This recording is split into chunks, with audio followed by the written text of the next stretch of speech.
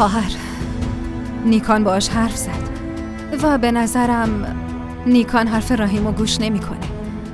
ببین خواهر، شما تدارکات عروسیتون رو حاضر کنید، اما کارت‌ها و دعوتنامه ها رو نفرستید. من اصلا به راهیم اعتماد ندارم. نوشین، من به همه فامیل و آشناها درباره این ازدواج خبر دادم.